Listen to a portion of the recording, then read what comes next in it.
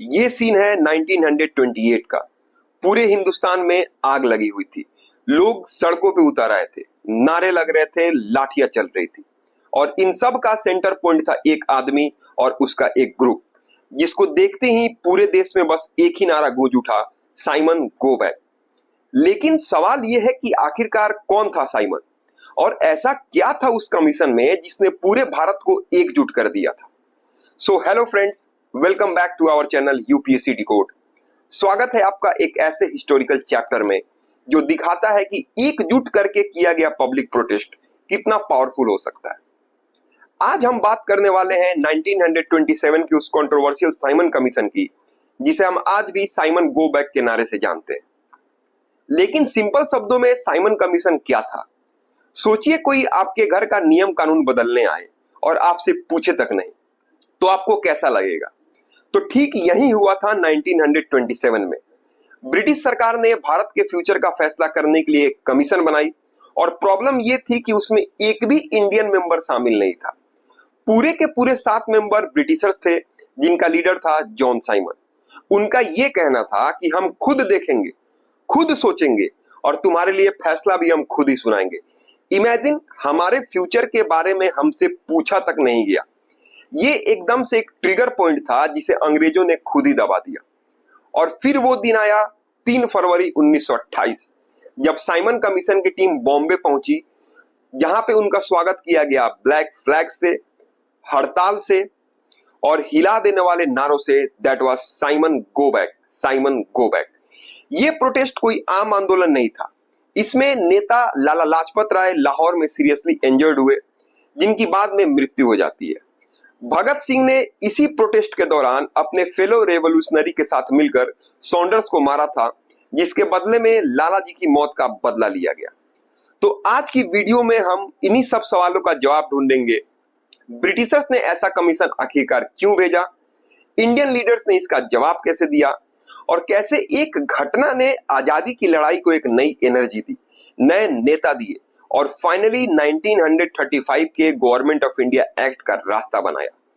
तो ये कहानी है यूनिटी की, रेसिस्टेंस की और एक ऐसे नारे की जिसने हिस्ट्री के पन्ने को पलट कर रख दिया।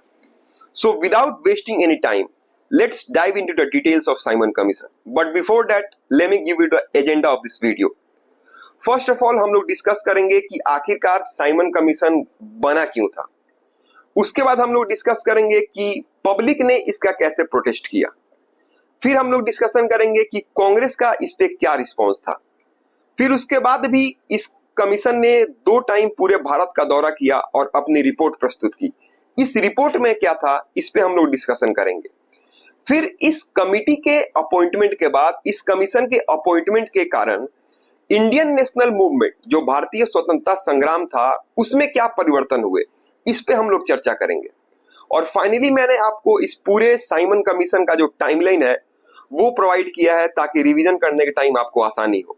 और लास्ट में UPSC pre oriented and mains oriented practice question भी आप लोगों को मैंने प्रोवाइड किया है।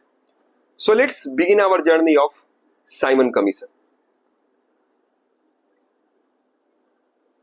साइमन कमीशन 1927 में बनाए जाने का मुख्य कारण था 1919 का गवर्नमेंट ऑफ इंडिया एक्ट, इसका रिव्यू करना और अगला कॉन्स्टिट्यूशनल रिफॉर्म सजेस्ट करना। सो इसको पॉइंट वाइज डिटेल में हम समझते हैं हम लोग। 1919 का जो गवर्नमेंट ऑफ इंडिया एक्ट था, उसका एक प्रॉमिस था, उसमें एक प्रोविजन था। क्योंकि 1919 में ब्रिटिश गवर्नमेंट ने गवर्नमेंट ऑफ इंडिया एक्ट पास किया था। इस एक्ट ने इंडिया में दायर की, यानी द्वैध शासन सिस्टम इंट्रोड्यूस किया, जिसमें प्रोविंसेस में कुछ डिपार्टमेंट जैसे एजुकेशन, हेल्थ इंडियन मिनिस्टर के हाथ में दे दिए गए। लेकिन जो इंपॉर्टेंट डिपार्टमेंट थे जैसे पुलिस, फाइनेंस, ये सब ब्रिटिश गवर्नर के पास ही रहे। इस एक्ट के अंदर एक सनसेट क्लॉज था, या फिर इसमें एक गारंटी थी। उसमें लिखा गया था कि 10 साल बाद, यानी कि 1929 के अराउंड, इस सिस्टम का एक थॉरो रिव्यू किया जाएगा, इसका एक जांच पड़ताल किया जाएगा।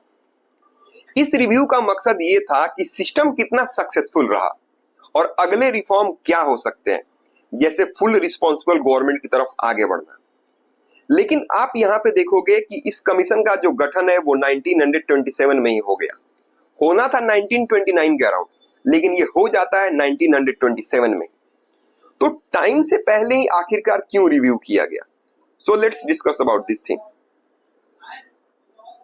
ब्रिटिश गवर्नमेंट ने सोचा कि 1929 तक इंतजार क्यों करें। उन्होंने 1927 में ही एक कमीशन भेजने का फैसला कर लिया। क्लियर? इसके पीछे कई रीजंस थे। जैसे पहला आ जाएगा आपको पॉलिटिकल स्टेबिलिटी। ब्रिटेन में 1924 से लेकर 1929 तक कंजर्वेटिव पार्टी की सरकार थी, जो कि इंडिया के मामले में ज्यादा टफ मानी जाती थी।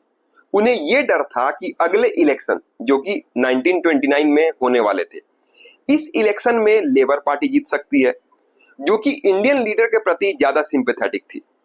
तो टोरी गवर्नमेंट अपने टर्म में ही कमीशन भेजकर रिफॉर्म प्रोसेस पर अपना कंट्रोल रखना चाहती थी। फिर उन्हें अंदाजा था कि रिव्यू में बहुत टाइम लगेगा। कमीशन का इंडिया आना, एविडेंस लेना, रिपोर्ट लिखना और फिर पार्लियामेंट में नए एक्ट पर डिबेट करना, ये सब 1929 जब इलेक्शन होने उस शायद ही हो पाता। तो उन्होंने टाइम से 2 साल पहले ही प्रोसेस शुरू कर दिया। इंडियन पॉलिटिक्स की फिर सिचुएशन की अगर हम लोग बात करते हैं तो 1920s के दौरान इंडियन पॉलिटिक्स जो था वो बहुत ज्यादा वोलाटाइल था। नॉन कोऑपरेशन यानी सहयोग आंदोलन खत्म हो गया था। कम्युनल टेंशन जो थी वो इंक्रीज हो रही थी। ब्रिटिश सरकार चाहती थी कि वो सिचुएशन को कंट्रोल में रखने के लिए कॉन्स्टिट्यूशनल रिफॉर्म की प्रोसेस को खुद से ही लीड करे। लेकिन प्रॉब्लम क्या किया उन्होंने? प्रॉब्लम ये किया कि इस कमीशन में जितने भी लोग थे, 7 के 7 मेंबर, वो सारे के सारे ब्रिटिशर्स ही थे। क्लियर? तो इससे क्या हुआ कि भारतीयों को एक बिट्रेयल का एहसास हुआ, उन्हें विश्वासघात महसूस हुआ, क्योंकि ब्रिटिश गवर्नमेंट ने सही रीजन से कमीशन तो भेज दिया, लेकिन एक बड़ी गलती कर दी। कमीशन के सारे 7 मेंबर ब्रिटिश पार्लियामेंट के थे, एक भी इंडियन मेंबर नहीं था। तो नो इंडियन मेंबर वाली बात इसने पूरे हिंदुस्तान में आग लगा दी। सॉरी। इंडियन रिएक्शन था गो बैक साइमन। इंडियन ने इसे एक बहुत बड़ा अपमान समझा। तो ओवरऑल कंक्लूजन यहां पे क्या है? ओवरऑल कंक्लूजन ये है साइमन कमीशन का अभी तक कि ब्रिटिश सरकार ने 1919 में एक एक्ट बनाया था, गवर्नमेंट ऑफ इंडिया एक्ट। उसमें लिखा था कि 10 साल बाद हम चेक करेंगे कि ये एक्ट कैसे चल रहा है और इसको इंप्रूव कैसे किया जा सकता है। इसे चेक करने के लिए 1927 में एक कमीशन बनाई गई। इसका नाम था Indian statutory commission, that is Simon commission. लेकिन इस कमीशन के सारे 7 के 7 मेंबर ब्रिटिश पार्लियामेंट के थे, एक भी इंडियन मेंबर नहीं था। यह बात इंडियंस को बहुत ज्यादा बुरी लगी, क्योंकि इनका मानना था कि हमारे फ्यूचर का फैसला करने के लिए एक भी इंडियन नहीं होगा क्या? यह तो घोर अन्याय है। This is a grave injustice. तो ऑब्वियस सी बात है, अगर कोई आपको चीज पसंद नहीं आएगी तो आप करेंगे उसका विरोध, आप करेंगे उसका बायकॉट। तो अब इसका साइमन कमीशन का बायकॉट कैसे हुआ? Let's discuss this thing. तो जब साइमन कमीशन 3 फरवरी 1928 को बॉम्बे पहुंचता है, तो धूमधाम से इसका बायकॉट किया गया। स्वागत नहीं, बायकॉट किया गया। स्लोगन्स और प्रोटेस्ट के थ्रू हर जगह लोगों ने ब्लैक फ्लैग्स दिखाए। साइमन गो बैक का नारा पूरे देश में गूंज उठा। यह सबसे फेमस नारा था। गो बैक साइमन पोस्टर भी हर जगह चिपके हुए थे। फिर भारतीयों ने हड़ताल किए, स्ट्राइक किए। बॉम्बे, दिल्ली, कैलकाटा, लाहौर, लखनऊ, हर मेजर सिटी में कंप्लीट बंद हो गया, हड़ताल हो गया। दुकानें बंद थी, स्कूल बंद थे, लोग काम पे नहीं जाते थे। ब्लैक डे मनाया जाता था, काला व्रत। लोगों ने प्रोटेस्ट के लिए काले कपड़े पहने। कुछ स्ट्रीट्स को छोड़कर जहां पे प्रोटेस्ट हो रहा था, उसके अलावा सारी स्ट्रीट सुनसान थी, जैसे कि किसी ने कर्फ्यू लगा दिया। क्लियर? और इसका परिणाम क्या होगा? तो powerful United message of defiance, यानी कि अवज्ञा का शक्तिशाली एकीकृत संदेश, क्योंकि पूरा देश लगभग एकजुट हो चुका था। लेकिन एक बात ध्यान में रखना, कुछ पार्टियों को छोड़कर सारी पार्टियां जो थी वो साइमन कमीशन के विरोध में ही थी। कुछ पार्टी को छोड़कर, सभी पार्टियां नहीं, कुछ पार्टी को छोड़कर। क्लियर? जैसे भीमराव अंबेडकर साइमन कमीशन का सपोर्ट कर रहे थे। मद्रास की जस्टिस पार्टी, पंजाब की यूनियनिस्ट पार्टी। तो ये अभी डिस्कशन का टॉपिक नहीं है हमारा, इस पे हम लोग बाद में डिस्कशन करेंगे। बट ओवरऑल सारी पार्टियां सपोर्ट नहीं कर रही थी साइमन कमीशन का, कुछ पार्टियों को छोड़कर। क्लियर? तो अब एक मेन पार्टी उस समय कौन सी थी? तो इट वाज कांग्रेस। तो कांग्रेस का क्या रिस्पॉन्स था इस साइमन कमीशन के प्रति? तो कांग्रेस का रिस्पॉन्स पूरा था टोटल रिजेक्शन, टोटल बायकॉट, पूरा बायकॉट, पूर्ण बहिष्कार। कांग्रेस ने सिर्फ ये नहीं कहा कि कमीशन में इंडियन नहीं है, उन्होंने पूरे प्रोसेस को ही ऑफेंसिव और ह्यूमिलिएटिंग बताया।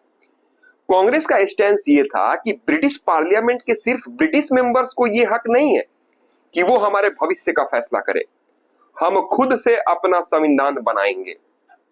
इसके बाद आता है मद्रास सेशन 1927। ऑफिशियल फैसला इसी से आता है।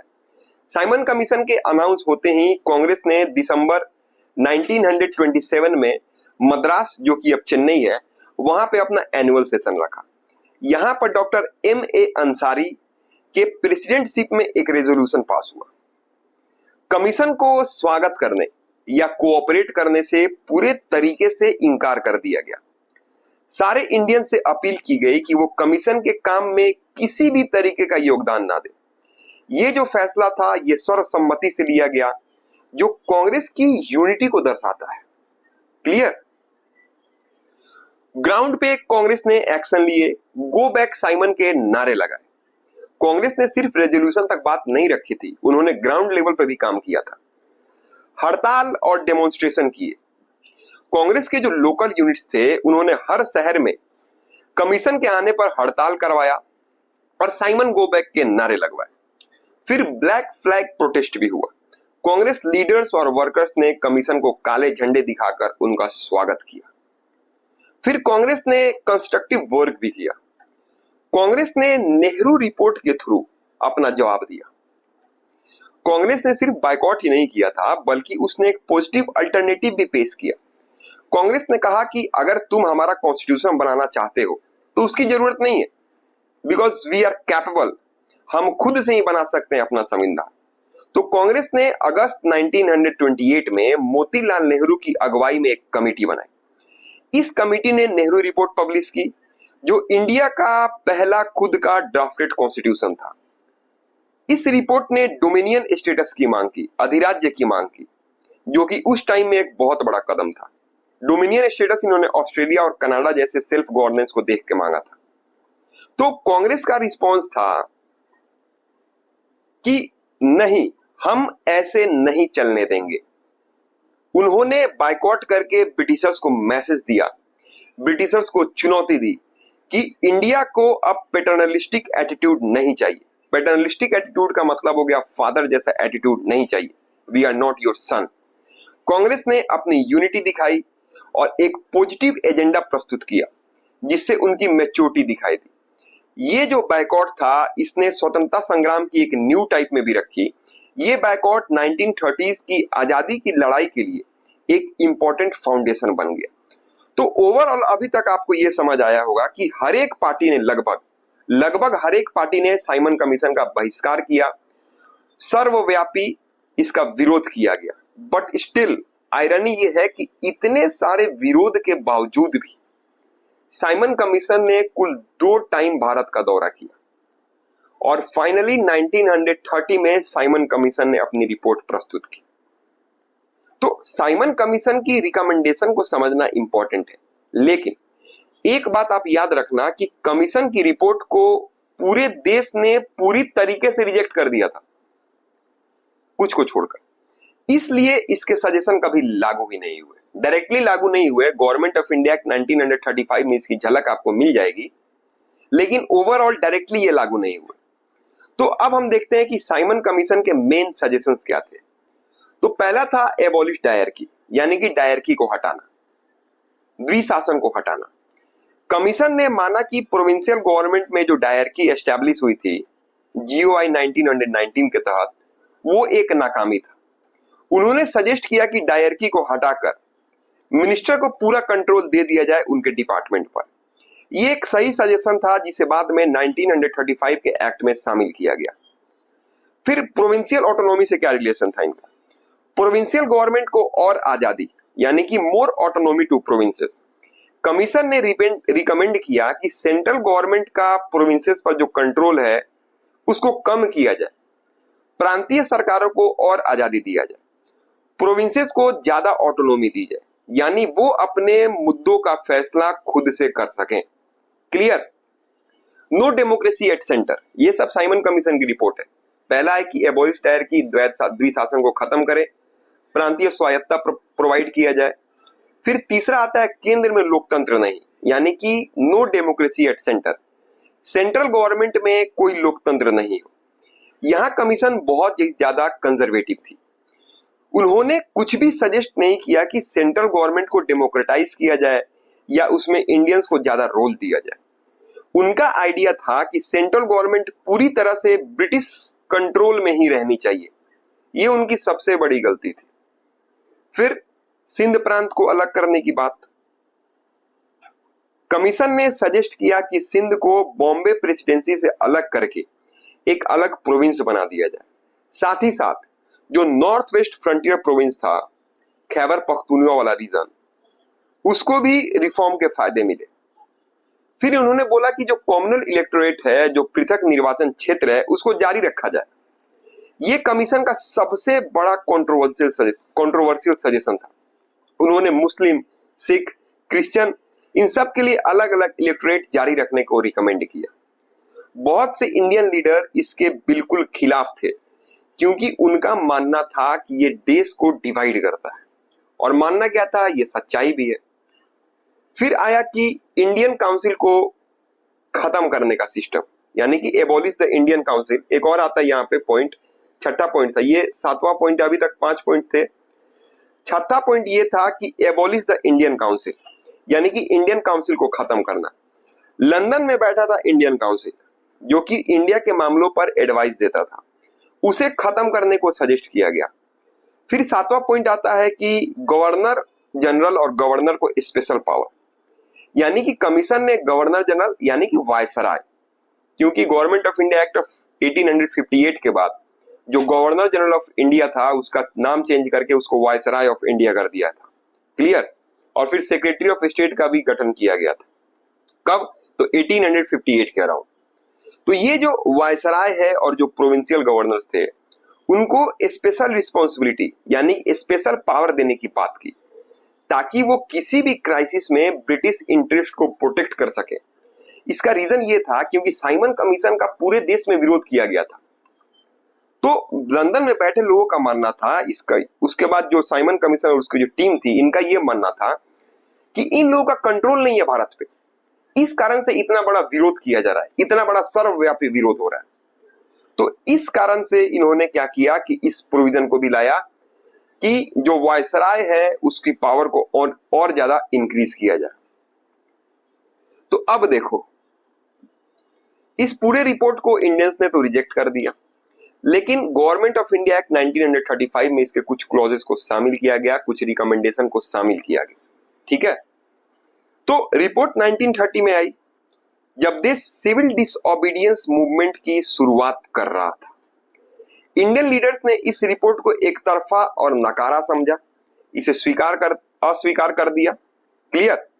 इसलिए इसकी कोई भी रिकमेंडेशन तुरंत लागू नहीं हो पाई, लेकिन बाद में इसी रिपोर्ट को आधार मानकर, और भी कई सारे रिपोर्ट थे, ब्रिटिश सरकार ने 1935 का गवर्नमेंट ऑफ इंडिया एक्ट बनाया, जो इंडिया में उनका आखिरी ब्रिटिश कॉन्स्टिट्यूशन था। वैसे आपको और भी मिलेंगे, अगस्त ऑफर मिलेगा, क्रिप्स मिशन मिलेगा, कैबिनेट मिशन प्लान मिलेगा, इंडियन इंडिपेंडेंस एक्ट ऑफ 1947 मिलेगा, जिसके तहत भारत को आजादी मिली, माउंटबेटन प्लान भी उससे पहले आपको देखने को मिलेगा। लेकिन ओवरऑल ये कहानी है कि सीधे साधे शब्दों में साइमन कमीशन की रिकमेंडेशन में कुछ अच्छी बातें थी, जैसे डायरकी हटाना, लेकिन ओवरऑल वो इंडियंस को सेंट्रल पावर में हक देने को बिल्कुल भी तैयार नहीं था। उनकी रिपोर्ट ने डिवाइड एंड रूल की पॉलिसी को कंटिन्यू किया, जिसकी वजह से उसको पूरी तरह से रिजेक्ट कर दिया गया। क्लियर? तो अब मुद्दा ये बनता है यहाँ पे कि ये जो साइमन कमीशन था, जिसका गठन 1927 में किया गया था, इसका ओवरऑल विरोध किया गया क्योंकि इसमें कोई भी इंडियन शामिल नहीं था। साइमन गो बैक के नारे लगाए गए। तो इसका साइमन कमीशन के अपॉइंटमेंट का इंडियन नेशनल मूवमेंट पर क्या प्रभाव पड़ा? तो इसका इंपैक्ट कुछ इस तरीके से था कि साइमन गो बैक के नारे लगाए गए पूरे तरीके से, clear, complete boycott and unified protest. Simon go back का नारा पूरे देश के लिए एक मुख्य नारा बन गया। हर जगह लोगों ने कमीशन का विरोध किया। ये एक ऐसा मुद्दा था जिससे सारे देश के लीडर एक प्लेटफॉर्म पे आ गए, कुछ को छोड़कर, ये बात ध्यान रखना। कांग्रेस, मुस्लिम लीग, हिंदू महासभा, सभी ने मिलकर कमीशन को बायकॉट करने का फैसला लिया। ये एक टाइप का यूनिटी इन ऑपोजिशन दिखाता है। फिर आपको नेहरू रिपोर्ट मिलेगा और डोमिनियन स्टेटस की मांग 1928 में। तो साइमन कमीशन को जवाब देने के लिए इंडियन लीडर्स ने खुद की एक कमेटी बनाई थी। पंडित मोतीलाल नेहरू की अगुवाई में एक रिपोर्ट तैयार की गई जिसे नेहरू रिपोर्ट के नाम से जाना गया। इस रिपोर्ट में इंडियंस ने अपना खुद का कॉन्स्टिट्यूशन प्लान पेश किया जिसमें डोमिनियन स्टेटस की मांग की गई थी, जैसा मैंने पहले बताया था। ये एक बड़ा कदम था क्योंकि अब इंडियन सिर्फ मांग नहीं कर रहे थे बल्कि अब ये सॉल्यूशन भी दे रहे थे। फिर आपको पूर्ण स्वराज की बात भी देखने को मिलेगी, यानी कि पूर्ण स्वराज की बात डायरेक्ट नहीं, पूर्ण स्वराज की ओर बढ़ता हुआ कदम towards complete independence. Nehru report में डोमिनियन स्टेटस की मांग से कुछ यंग लीडर्स जैसे जवाहरलाल नेहरू, सुभाष चंद्र बोस खुश नहीं थे। वो लोग, उन्हें लगता था कि हमें पूर्ण स्वराज चाहिए, we don't need dominion status, we want complete independence right now. तो उन्हें लगा कि इसकी मांग करनी चाहिए। तो इसी विचार के चलते 1929 में जो लाहौर सेशन हुआ था कांग्रेस का जवाहरलाल नेहरू की लीडरशिप में, उसमें पूर्ण स्वराज का रेजोल्यूशन पास हुआ था। 26 जनवरी 1930 को पूर्ण स्वराज डे मनाने का अनाउंसमेंट किया गया। आगे जाके यही दिन हमारा रिपब्लिक डे भी बनता है, क्लियर। फिर इसमें आपको आता है लाला लाजपत राय की शहादत और इसका और ज्यादा विरोध। अक्टूबर 1928 में साइमन कमीशन लाहौर पहुंचा। वहां एक बड़ा पीसफुल प्रोटेस्ट हो रहा था जिसके नेतृत्व में थे लाला लाजपत राय। ब्रिटिश पुलिस ने लाठीचार्ज कर दिया जिसमें एसएसपी जेम्स स्कॉट के ऑर्डर पे लाला लाजपत राय को बहुत ज्यादा बुरे तरीके से पीटा गया। उनकी चोट के कारण हफ्तों बाद उनकी मृत्यु हो गई। उनके आखिरी शब्द थे कि मैं कहता हूं कि मेरे ऊपर गिरी एक एक लाठी हिंदुस्तान की जो कौम है उसके दिल पर लगेगी। इस घटना ने पूरे देश में गुस्सा और ज्यादा बढ़ा दिया। लाला लाजपत राय की मौत का बदला लेने के लिए भगत सिंह और उनके साथियों ने एसएसपी स्कॉट को मारने की प्लानिंग की, लेकिन गलती से उन्होंने जूनियर ऑफिसर सॉन्डर्स को मार दिया। ये इंसिडेंट आगे जाकर भगत सिंह की क्रांतिकारी गतिविधि का एक और बड़ा चैप्टर बना। फिर आपको मुस्लिम लीग और कम्युनल डिवाइड पे इसका इंपैक्ट पड़ेगा। शुरू में तो मुस्लिम लीग ने भी कमीशन का बायकॉट किया था, लेकिन बाद में मोहम्मद अली जिन्ना ने नेहरू रिपोर्ट को अपोज किया। ध्यान रखना इस चीज को, स्टार्टिंग में मुस्लिम लीग ने सपोर्ट किया था, लेकिन बाद में जब नेहरू रिपोर्ट आ जाता है उसके बाद मोहम्मद अली जिन्ना ने इसका अपोज किया नेहरू रिपोर्ट का, क्योंकि उन्हें लगता था कि इसमें मुस्लिम के राइट के ऊपर ध्यान ही नहीं दिया गया है। इससे एक तरफ कॉम्युनल अलगाव बढ़ा और आगे जाकर ये अलगाव और भी ज्यादा गहरा होते गया। फिर इसका समरी अगर शॉर्ट में किया जाए तो साइमन कमीशन का अपॉइंटमेंट एक बड़ी गलती थी। It was a major blunder. किसका? तो ब्रिटिश गवर्नमेंट का। इसने इंडियंस को एकजुट तो कर दिया, जिसका पर्पस इनका कुछ और था। पर्पस ये क्या करते रहते थे? पर्पस इनका रहता था कि ये सबको अलग कर दें, rule and divide and rule वाला सिस्टम ये चाहते थे, लेकिन हुआ इसका उल्टा। इस कमीशन ने इंडियंस को एकजुट कर दिया और उनमें एक नया जोश पैदा किया। साइमन गो बैक देश भर का नारा बना, नेहरू रिपोर्ट को जन्म दिया, पूर्ण स्वराज की मांग तेज कर दी। इसने लाला लाजपत राय की शहादत को इंस्पायर किया, जिससे क्रांतिकारियों को नई एनर्जी मिली। तो ओवरऑल ये 1920s के अंत में ऐसा स्पार्क था जिसने 1930s के आंदोलन को, जैसे सिविल डिसोबीडियंस मूवमेंट, उसके लिए जमीन तैयार कर दी। तो ये कह सकते हैं कि साइमन कमीशन ब्रिटिशर्स का एक नाकाम अटेम्प्ट था भारत पे कंट्रोल करने का, लेकिन उल्टा उसने इंडियन नेशनल मूवमेंट को एक नई दिशा और एक नई ताकत भी। क्लियर? तो ये लेक्चर यहाँ पे समाप्त होता है। यहाँ पे मैंने पूरे साइमन कमीशन का टाइमलाइन आप लोगों को प्रोवाइड कर दिया कि क्यों इसका गठन होता है, इसका बैकग्राउंड क्या है, कब इसका गठन होता है, इसका नेतृत्व कौन कर रहा था, हु वाज द लीडर, फिर इसका प्रोटेस्ट और रिस्पॉन्स कैसे हुआ। क्लियर? तो सारी चीजें मैंने यहाँ पे आपको समरी के तौर पे प्रोवाइड कर दी है ताकि रिवीजन करने के टाइम आपको आसानी मिले। फिर उसके बाद प्री ओरिएंटेड क्वेश्चन भी मैंने यहाँ पे प्रोवाइड किए आपको। उसके बाद फिर लास्ट में मैंने इसका आंसर भी आपको दिया है, लेकिन जब आप इसको सॉल्व करना तो solve it without watching the answers, don't cheat here. फिर मेंस प्रैक्टिस क्वेश्चन भी आप लोगों को मैंने प्रोवाइड किए। ये सारा पीडीएफ आपको टेलीग्राम चैनल पे मेरे मिल जाएगा, जिसका लिंक मैं डिस्क्रिप्शन में आप लोगों को प्रोवाइड करा दूंगा। सो मिलते हैं हम लोग अगले वीडियो में, तब तक के लिए धन्यवाद।